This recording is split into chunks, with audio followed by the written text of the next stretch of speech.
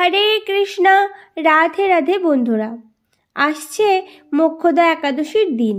এই ছোট্ট কাজটি করতে পারলে মা লক্ষ্মী ও নারায়ণের আশীর্বাদে আপনার সমস্ত মনস্কামনা পূর্ণ হবেই এবং পরিবারের দারিদ্রতা দূর হয়ে অর্থগমের পথে সব বাধা কেটে যাবে এবং আপনার উপার্জন বৃদ্ধি পাবে। 2024 সালে এই পবিত্র মোক্ষদা একাদশী পালন করতে হবে 11 ডিসেম্বর বুধবার। অগ্রহায়ণ মাসের শুক্লপক্ষের একাদশীর নাম হলো মোক্ষদা একাদশী। পুরাণ অনুসারে যিনি মোক্ষদা একাদশীতে উপবাস করে শ্রীহরির পূজা করেন তিনি সর্বদা ভগবান বিষ্ণুর আশীর্বাদ পান এবং উপবাস পালনকারী কর্মের বন্ধন থেকে মুক্তি পায় এবং মৃত্যুর পর সে মোক্ষ লাভ করে। ধর্মীয় বিশ্বাস অনুসারে মোক্ষদা একাদশীর উপবাস করলে যে কোনো ব্যক্তির লোভ, আসক্তি, হিংসা ও সমস্ত পাপ দূর হয়। এই উপবাসের প্রভাবে যে কোনো কঠিন পরিস্থিতি আমাদের জন্য অনুকূল হয়ে ওঠে। এই দিনে যারা লক্ষ্মীনারায়ণের পূজা করেন তাদের ধন ও সৌভাগ্য বৃদ্ধি পায়। রাধে রাধে দর্শক বন্ধুরা, আমি মিতা। আজকের এই ভিডিওতে আপনাদের স্বাগত জানাই। বন্ধুরা, আশা করি গোবিন্দের কৃপায় আপনারা সকলে খুব ভালো আছেন। বন্ধু, আপনি যদি এই ভিডিওটি ইউটিউব থেকে দেখেন তাহলে চ্যানেলটিকে সাবস্ক্রাইব করে পাশে থাকা বেল আইকনটি ক্লিক করে যাবেন।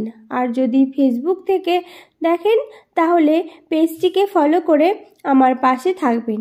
আর ভিডিওটি ভালো লাগলে লাইক করবেন আর কমেন্টে লিখবেন জয় রাধা গোবিন্দের জয়।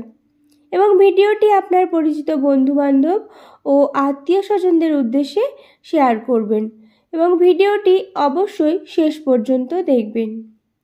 দর্শক বন্ধুরা, এই পবিত্র একাদশীর দিন অবশ্যই ভক্তি সহকারে উপবাসপূর্বক ব্রত পালন করতে হয়। তবে যারা উপবাস পালন করতে অক্ষম তারা অবশ্যই এই দিন নিরামিষ আহার করবেন। চলুন বন্ধুরা, এবার আমি আপনাদের জানিয়ে দেব এই একাদশীর দিন যে ছোট্ট একটি কাজ করলে আপনাদের শ্রীহরি আশীর্বাদ প্রাপ্তি হবে এবং একাদশী পালনের পূর্ণ ফল লাভ করতে পারবেন। মোক্ষদা একাদশীর দিন পঞ্চামৃত দিয়ে শ্রী বিষ্ণুর অভিষেক করুন। এরপর দুধের তৈরি ক্ষীরের মধ্যে জাফরান ও তুলসী পাতা দিয়ে তাকে নিবেদন করুন।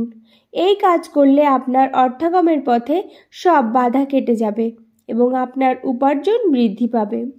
নিজের কাজের জন্য অফিসে প্রশংসা পাবেন আপনি। মোক্ষদা একাদশীর দিন সকাল ও সন্ধ্যাবেলা তুলসী গাছের নিচে একটি ঘিয়ের প্রদীপ জ্বালিয়ে দিন। তার সঙ্গে লক্ষ্মী চালিসা পাঠ করুন। তার সঙ্গে এই দিনে শ্রী বিষ্ণুকে 11টি তুলসী পাতা নিবেদন করুন এবং ওম নমো ভগবতে বাসুদেবায় মন্ত্রটি জপ করুন। এই কাজ করলে লক্ষ্মী ও নারায়ণের আশীর্বাদে আপনার দারিদ্র্য দূর হবে। মোক্ষদা একাদশীর দিন শ্রী বিষ্ণুর পায়ের কাছে নয়, মুখে ঘিয়ের প্রদীপ জ্বালানো অত্যন্ত শুভ। এই কাজ করলে আপনার কেরিয়ারের পথে সব বাধা দূর হয়ে যাবে। মা লক্ষ্মীর আশীর্বাদে আপনি সব কাজেই সাফল্য লাভ করবেন। তুলোর সলতের বদলে মুলি সুতো দিয়ে প্রদীপ জ্বালানো আরও ভালো ফল লাভ করবেন। মোক্ষদা একাদশীর দিন একটি দক্ষিণাবর্তী শঙ্খ নিয়ে এসে বাড়িতে পুজোর স্থানে প্রতিষ্ঠা করুন। এর ফলে মা লক্ষ্মী আপনার ঘরে অবস্থান করবেন এবং গোটা পরিবারের উপর তার আশীর্বাদ বর্ষিত হবে। তামার পাত্রের উপরে দক্ষিণাবর্তী শঙ্খ প্রতিষ্ঠা করুন। দুধ ও জল দিয়ে ধুয়ে এই শঙ্খ ঠাকুরের আসনের উত্তর দিকে রাখুন। এর ফলে মা লক্ষ্মী আপনার বাড়ির প্রতি আকৃষ্ট হবেন। মোক্ষদা একাদশীর দিন দরিদ্রদের দান করলে বিশেষ শুভ ফল পাওয়া যায়। এদিন অভাবী মানুষদের পোশাক, কম্বল, ফল, গুড় ও বাদাম দান করুন। এর ফলে আপনার পুণ্য লাভ হবে এবং শ্রীহরির আশীর্বাদ পাবেন। দর্শক বন্ধুরা, আশা করি ভিডিওটি আপনাদের খুবই উপকারে আসবে। আর ভিডিওটি ভালো লাগলে লাইক করবেন আর কমেন্টে লিখবেন জয় রাধা গোবিন্দের জয়। এবং ভিডিওটি আপনার পরিচিত বন্ধুবান্ধব ও আত্মীয় স্বজনদের উদ্দেশ্যে শেয়ার করবেন। সকলেই ভালো থাকুন এবং সুস্থ থাকুন, এই কামনা রেখে আজকে এখানেই শেষ করলাম। নমস্কার, ধন্যবাদ। ঈশ্বর আপনার মঙ্গল করুক। জয় শ্রীকৃষ্ণ, রাধে রাধে।